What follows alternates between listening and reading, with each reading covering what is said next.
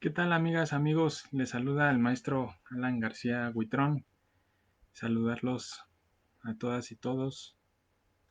Muy buenas tardes ya, el día de hoy, 28 de noviembre de 2020. Hago este video un poco a partir de una publicación del día de ayer en una entrevista sobre la ley seca. Como ustedes recordarán, algunas semanas, hace algunas semanas, la Ciudad de México volvió a tener un aumento importante de contagios por COVID-19. En particular, la parte de la hospitalización vuelve a tener serios aumentos. Y en ese sentido, en la Gaceta de la Ciudad de México se publicó pues algunas disposiciones en torno a generar esta ley seca en diversas alcaldías los fines de semana. Entonces, el primer fin de semana, que fue el pasado, 8 alcaldías, y en este fin de semana las restantes alcaldías de la Ciudad de México. Entonces, en ese sentido, me parece muy importante hacer algunas reflexiones sobre si funciona o no funciona la ley seca para reducir, para disminuir los contagios por COVID-19. Obviamente esta ley seca tiene como objetivo también primario el reducir o el restringir el consumo de bebidas alcohólicas en establecimientos mercantiles y en ese sentido pues disminuir, repito, los contagios por COVID-19, las reuniones familiares, el contacto social. Entonces, en primer momento me parece que si bien es cierto esta ley seca, estas disposiciones en la Gaceta de la Ciudad de México tienen por objetivo disminuir el contagio por COVID-19 y en ese sentido es un objetivo legítimo, un objetivo que tiene como propósito pues la salud pública. Pues también me parece pertinente generar algunas reflexiones sobre las limitaciones de cómo estas disposiciones son reducidas. Parece que es muy importante, por un lado, esta visión, ¿no?, del sujeto y también una visión ciertamente del Estado. O sea, estas disposiciones de pensar que las restricciones, que el derecho, que la sola norma va a generar cambios sociales, pues parten fundamentalmente de dos perspectivas, una del sujeto y otra del Estado. La del sujeto pues tiene que ver con una visión reducida, pensar que las personas son sujetos racionales y que en ese sentido la sola existencia de la norma pues va a inhibir su comportamiento. Esto históricamente lo conocemos desde mucho antes con los estudios que ha generado las ciencias sociales sobre el derecho penal, la parte de la prevención general. Pensar que la sola norma, la sola existencia de la norma, de la ley, pues va a inhibir, va a generar una inhibición, va a generar una amenaza y en ese sentido va a reducir los comportamientos o las prácticas que quiere eliminar. Entonces, desde esa perspectiva tiene una visión del sujeto racional que obviamente no se comprueba a nivel social, a nivel empírico. Y por otro también parte de pues una imagen estereotipada o una imagen romántica del Estado, este Estado que es fuerte, que es sólido, que no tiene crisis, que no hay una crisis de institucionalidad, que no hay una crisis democrática, que las instituciones son fuertes, que todas las instituciones aplican la ley de manera igualitaria. Entonces, me parece que en ese sentido, pues las disposiciones, repito, si bien tienen una legitimidad colectiva en torno a la salud pública, a disminuir el COVID-19, pues tienen estas limitaciones. Por un lado, el creer que los sujetos son racionales y por otro, el creer que el Estado no está en crisis y que su aplicación es de manera igualitaria, de manera eficiente y efectiva. Entonces, me parece que es importante tener en cuenta esas limitaciones de las disposiciones. Y por el contrario, sabemos que las restricciones nunca han funcionado. Tenemos el ejemplo del prohibicionismo, que sería como el extremo de las restricciones. Históricamente, como ustedes saben, desde los años 20 hasta el 33, por ejemplo, en Estados Unidos es cuando surge este prohibicionismo de las drogas, del alcohol, y bueno, después supimos a través de algunas evaluaciones, a través de algunos estudios, que esta prohibición, por el contrario, generó un mercado negro, generó un mercado clandestino, ilícito, y en ese sentido, pues no verificó o no cumplió con sus principales objetivos. Entonces, me parece que con la ley seca sucede lo mismo. No va a disminuir ni tan siquiera el consumo y, por supuesto, tampoco los contagios por COVID-19. Por el contrario, va a incentivar el consumo del alcohol, va a incentivar la venta de bebidas alcohólicas, principalmente a nivel clandestino, a nivel ilícito.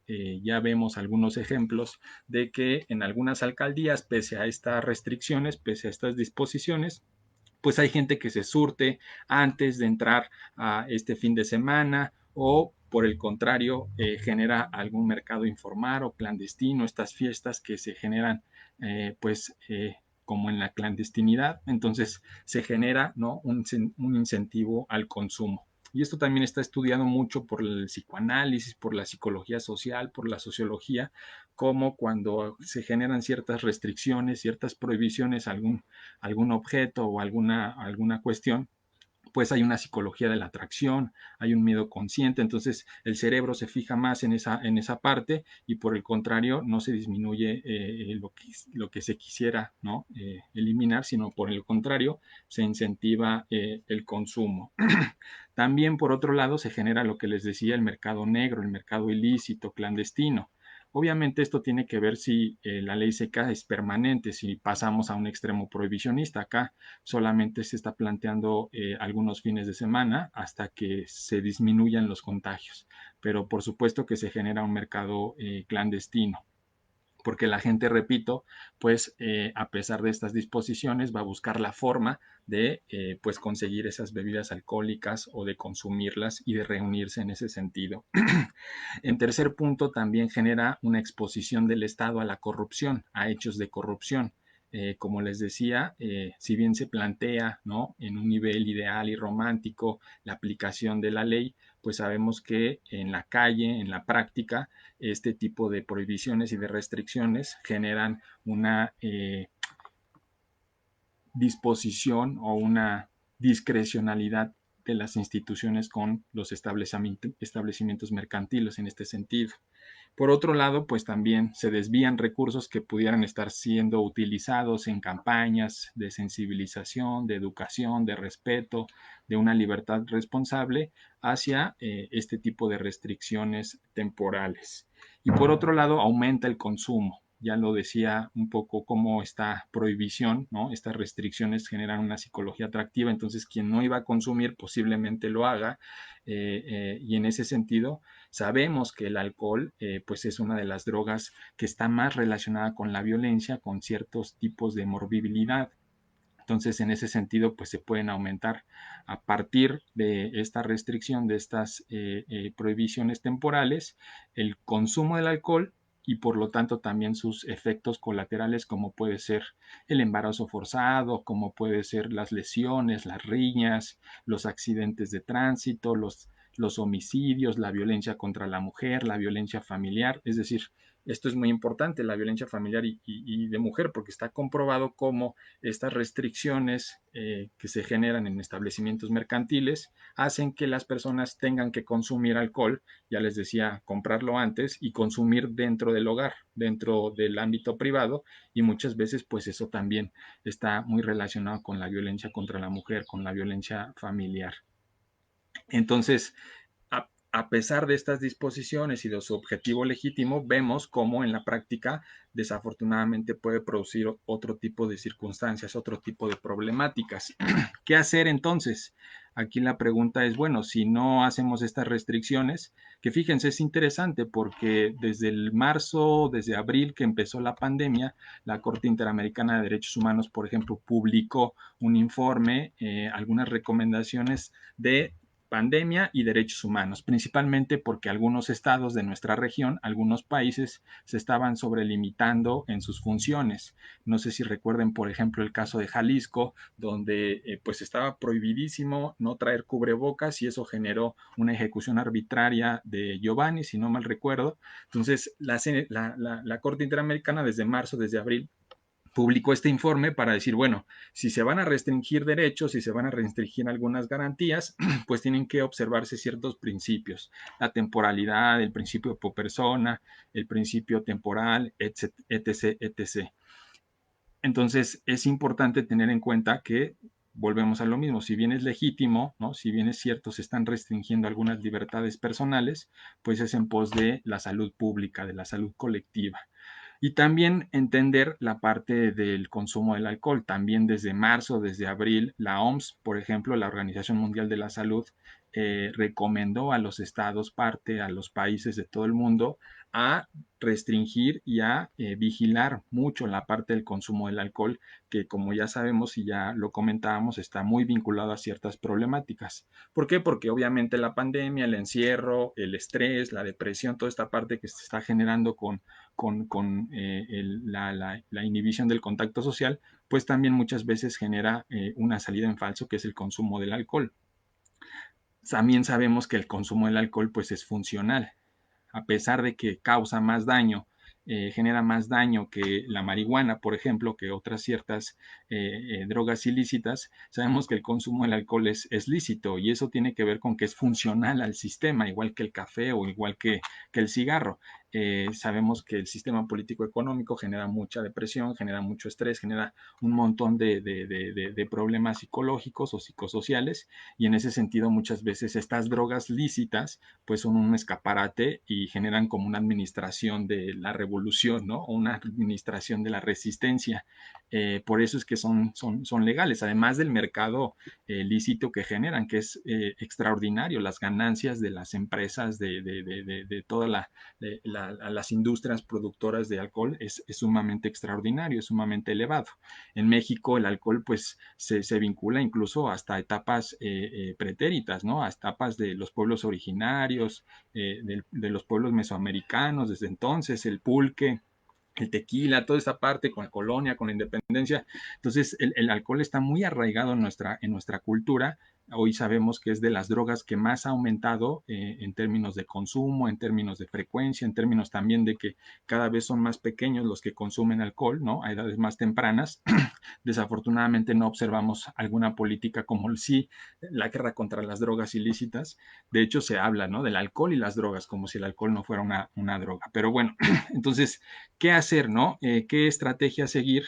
Sin duda, como ya decíamos, si bien es legítimo, ¿no? Esta parte de disminuir los contagios, sobre todo en una entidad que desafortunadamente pues es punta de lanza en nuestro país con contagios por la movilidad, por todas las características sociodemográficas, sociales, económicas, culturales, que ya se ha hablado mucho de esto, pues es importante tener este tipo de restricciones, pero ya decíamos, son limitadas, son circunstanciales y desafortunadamente pueden generar otro tipo de problemas. Entonces, por un lado, yo diría que es importante generar estrategias, sí, de restricción, de movilización, de reuniones, de contacto social, pero deben de ser focalizadas.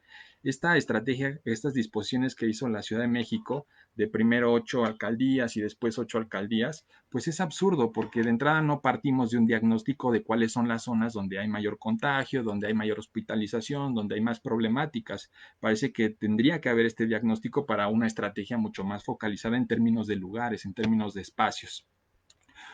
Como por ahí se ha dicho, si bien es cierto, en un fin de semana son 8 alcaldías, pues solo pasa, ¿no? Solo es posible consumir cruzando la calle o viajando a otra alcaldía donde no esté prohibida en ese fin de semana. Entonces son cosas como muy absurdas. Entonces tendría que ser una estrategia focalizada en los lugares, en los espacios, pero también focalizada en cuanto al problema. Me parece que esta estrategia es como muy confusa, muy contradictoria, porque su finalidad es reducir las reuniones, el contacto social. Y entonces se dice que el alcohol puede ser un facilitador de estas reuniones y por lo tanto hay que restringir su venta.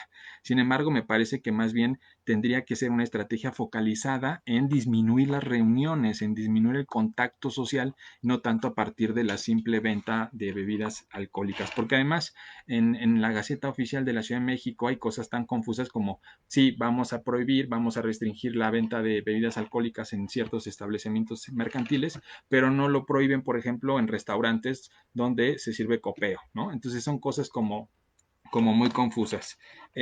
La otra estrategia o la otra característica que debería tener esta estrategia, además de la focalización, pues es la integralidad. Es decir, no solo partir de esta parte del derecho, de esta parte del Estado, de la persona racional, sino también entender que necesitamos integrar elementos como los contextos, como los factores, como las personas. Por ahí la OMS, ¿no? O más bien la Organización Panamericana de la Salud, habla de que cuando se van a hacer este tipo de estrategias para reducir el consumo del alcohol, para reducir todos los problemas que trae este tipo de sustancia psicoactiva tóxica, pues hay que entender tres cosas principalmente, ¿no? La sustancia, las personas y los lugares, los ambientes. Entonces me parece que en ese sentido la estrategia de solamente prohibir, de solamente de restringir, pues queda corta y pudiera ser más bien integrar, ¿no? Otro tipo de acciones para que sea una estrategia integral. En tercer punto, una estrategia alternativa. Como les decía, históricamente se ha probado que las restricciones, que las prohibiciones, pues no funcionan. Y esto desde pequeños. La psicología tiene muchísimos estudios, muchísimas investigaciones de cómo el no, cómo la prohibición siempre genera, como les decía, esta parte atractiva hacia la transgresión de la norma, etcétera, etcétera. Entonces, al final de cuentas, se genera el efecto contrario al objetivo principal de la prohibición o de la restricción. Entonces, más bien me parece que el Estado tendría que generar estrategias mucho más profundas, ¿no? De mayor calado. Por ejemplo, esta cuestión de la libertad responsable. El tratar de generar este tipo de estrategias, ¿no? De campañas, de sensibilización, de educación, de que la gente haga uso de su libertad de manera responsable. Desafortunadamente, como diría por ahí Eric Fromm, ¿no? En un librito, tenemos miedo a la libertad y no sabemos cómo usar la libertad. Pero me parece que esa podría ser una cuestión importante, ¿no? Una estrategia alternativa y no solamente estar pensando en el no, no, no, sino más bien en el sí, en alternativas, en negociación, etcétera. Y finalmente una estrategia, o en penúltimo lugar, una estrategia con perspectiva de derechos humanos. Ya les decía que en marzo, en abril, la Corte Interamericana de Derechos Humanos publicó un informe sobre qué principios debería de estar observando el Estado si es que va a reducir algunas libertades, algunos derechos en pos de disminuir los contagios por COVID-19. Pues me parece que esta disposición, ¿no? Estas disposiciones en la Gaceta de la Ciudad de México, pues sin duda generan una controversia porque están limitando un derecho a la libertad personal que es el consumo, ¿no? De ciertas sustancias. Sabemos que no es ilegal la venta, el consumo de alcohol, y que tampoco es un problema. Sabemos que hay ciertas etapas, ¿no? El consumo, ¿no? El uso del alcohol, después viene el abuso, después viene la adicción. Sabemos que es una sustancia tóxica, sabemos que es una sustancia psicoactiva, pero también no podemos generar una criminalización más allá del consumo responsable, repito. Entonces, también debería de generarse una estrategia con perspectiva de derechos humanos en términos de que si se va a afectar la libertad personal, pues sea velando los principios de pro persona, los principios de temporalidad, los principios de proporcionalidad, etcétera, etcétera. Por ahí, no sé si recordarán, en las últimas semanas o en los últimos meses surgió un caso de una persona en el Estado de México, en particular en Nezahualcóyotl, en el municipio de Nezahualcóyotl, que se amparó ante un juez de distrito y después el caso llegó a un tribunal federal. Se amparó porque él decía que le estaban restringiendo su libertad personal de consumir ciertas sustancias, en este caso alcohol, ¿no? Cervezas, porque también algunos municipios de la ciudad del Estado de México, perdón, también había entrado a esta parte, ¿no? De políticas públicas restrictivas. Entonces decía el Estado de México, el municipio de Nezahualcóyotl, que este fin, ¿no? O en aquel fin de semana también se iban a restringir la venta de bebidas alcohólicas en pos de reducir los contagios. Y entonces esta persona promovió un amparo y después de mucho tiempo lo rebotaron, no tuvo efecto, llegó a un tribunal federal y tampoco. Y el estudio que hizo este Tribunal Federal es interesante porque hubo una ponderación de derechos, ¿no? Por un lado estaba la libertad personal, la libertad de consumir estas sustancias psicoactivas, tóxicas, el alcohol, y por otro estaba el derecho a la salud, que muchas veces puede ser el derecho también a la vida. Como sabemos, ha sido una enfermedad que, si bien es cierto, la morbilidad o la relación con las muertes no es tan grande como otras enfermedades, pero sí el tiempo, el contexto de no tener una vacuna, pues hace también un riesgo mayor. Entonces, este Tribunal Federal concluyó que no se podía generar, ¿no?, una imposición de un derecho a la libertad personal sobre el derecho a la salud colectiva, el derecho a la vida. Le dijeron a esta persona que por consumir o por no consumir alcohol no se iba a morir.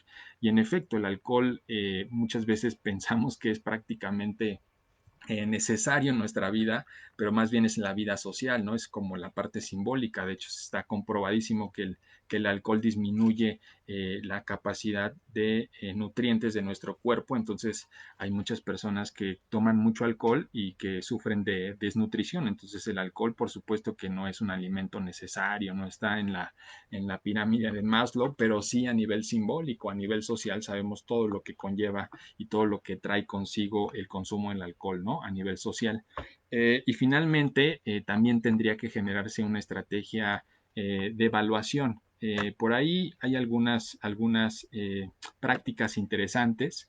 En algunos estados de la República se han evaluado incluso a través de experimentos o cuasi experimentos el impacto que tienen las restricciones, por ejemplo, del alcohol, ¿no?, y la incidencia delictiva. Por ahí les recomiendo un documento que hizo el gobierno de Puebla en algunos años, hace algunos años, donde en efecto tenían un grave problema de inseguridad, un grave problema de incidencia delictiva, vieron que estaba muy relacionado con el alcohol y entonces empezaron a restringir, ¿no?, a hacer estas restricciones de la disponibilidad del alcohol de manera temporal y circunstancial, y evaluaron después, ¿no?, cuasi experimentalmente para ver si tenían efecto estas restricciones con la incidencia delictiva. Y por ahí está el documento donde ellos concluyen en que en efecto estas restricciones del horario, de la disponibilidad, tuvieron un efecto muy fuerte en la incidencia delictiva, bajó mucho en ciertos municipios donde se hizo esta restricción, sobre todo en delitos con robo, delitos con lesiones, ¿no?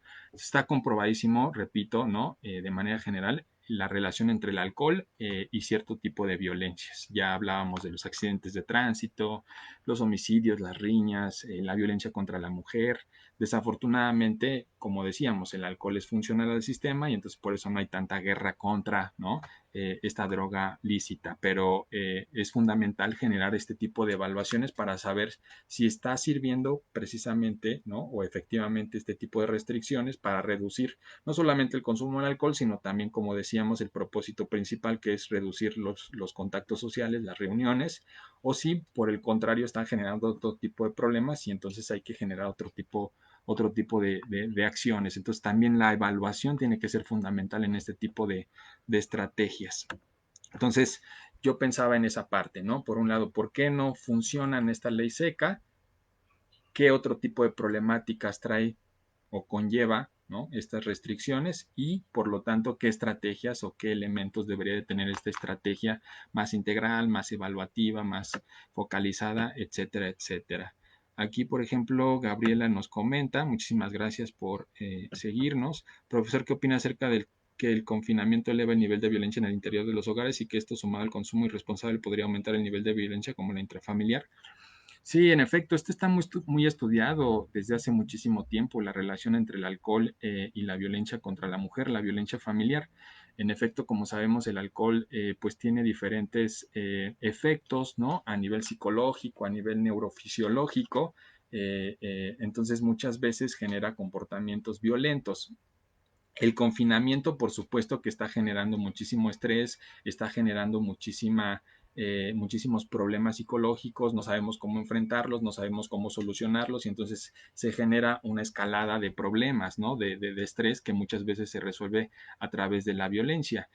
Como ya ustedes han escuchado en las noticias y han visto en los medios informativos, ya hay estudios que visibilizan cómo la pandemia, cómo este confinamiento, pues ha aumentado las llamadas al 911 por violencia contra las mujeres, o han aumentado los feminicidios, o ha aumentado un montón de problemáticas. Entonces, me parece que pues hoy nos estamos dando cuenta de que no sabemos utilizar la libertad personal, no sabemos socializar, no sabemos, o sea, esta pandemia nos va a enseñar muchísimo, ¿no? En torno a la naturaleza humana, en torno a la naturaleza social.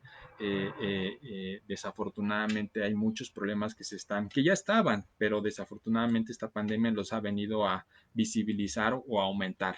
Entonces me parece muy importante esta parte, ¿no? De cómo el confinamiento en efecto eleva el riesgo de violencia familiar y de la violencia contra las mujeres, que como les decía, si lo vinculamos a esta parte del consumo del alcohol, pues potencializa, ¿no? Acuérdense que el alcohol, las sustancias psicoactivas, es un facilitador, es un factor de riesgo.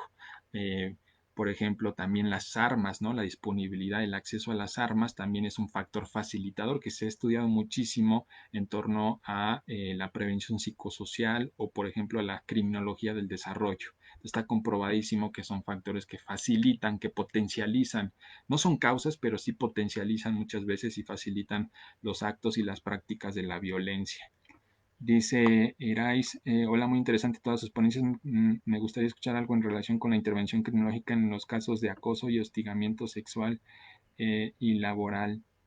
Bueno, sin duda la criminología me parece que en este tipo de casos de acoso, de hostigamiento, de violencia contra las mujeres en ciertos espacios, como los hogares, como las escuelas, como el trabajo, pues la criminología ahí fundamentalmente puede funcionarnos, puede ser útil para las evaluaciones del riesgo. Mm, por ahí en 2010, 2011 tuve la fortuna de participar en un librito sobre órdenes de protección que hoy desafortunadamente, a pesar de que se sabe que son muy importantes para evitar el feminicidio, para evitar la escalada de la violencia en estos contextos, en estos espacios, desafortunadamente no se otorgan. Se le pide a la víctima que denuncie, se le pide a la víctima pruebas, y eso es revictimización, ¿no? Eso es revictimización por parte de los jueces, del Poder Judicial, de las fiscalías o de los centros de justicia para las mujeres, que son las instituciones que pueden otorgar este tipo de órdenes de protección,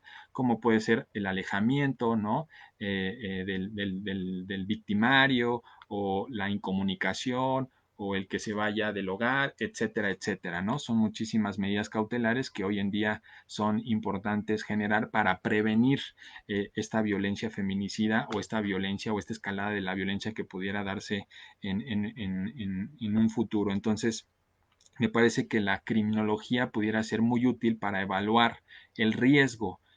También la psicología nos ayuda mucho para evaluar la valoración, ¿no? O para más bien evaluar, ¿no? Valorar el el daño psicosocial que está en estas víctimas en términos del acoso, en términos del hostigamiento sexual y laboral, como tú bien comentas.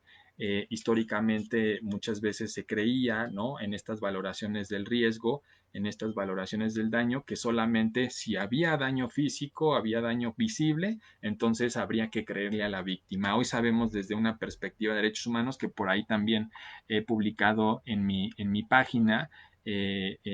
Tuve la fortuna de dar hace un par de semanas una materia en la maestría de psicología forense en la Facultad de Libre de Derecho de Chiapas, y hablábamos precisamente de esto, de la psicología forense con perspectiva de derechos humanos, que precisamente tiene que ver con cómo aplicar la psicología, los conocimientos, las técnicas, con base en estándares internacionales en materia de derechos humanos, y con la finalidad no solamente de pues dar una prueba, de auxiliar al sistema de justicia penal, sino sobre todo de pues sumar a esa dignidad, a esa garantía, a ese respeto y protección de la dignidad de las personas, los colectivos o los individuos.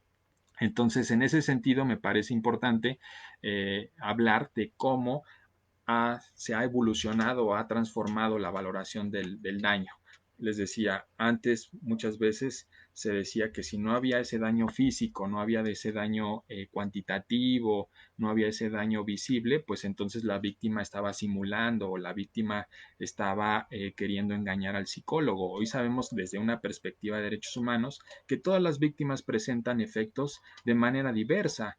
No podemos nosotros generalizar, no podemos estereotipar a la víctima, todas las víctimas se comportan igual, todas las víctimas presentan daños de manera similar, aun cuando sea el mismo delito. O sea, eso tiene que ver con la historia de vida, con las experiencias, muchas de ellas normalizan y eso también pues se observa en el cuerpo, se observa en la parte de cómo interiorizan, cómo expresan, ¿no? Este tipo de dolor. Entonces, me parece que es muy importante, ¿no? En ese sentido, una psicología forense, una criminología forense con perspectiva de derechos humanos que no estereotipice, ¿no? Que no generalice en cuanto a las víctimas, en cuanto al daño que se está evaluando. Entonces, por ahí también podría ser fundamental en la evaluación del riesgo, pero también en la valoración del daño que puedan mostrar estas víctimas y que no necesariamente es algún daño físico, es algún daño cuantitativo, sino muchas veces subjetivo, ¿no? El daño subjetivo y es un concepto bien interesante de cómo las personas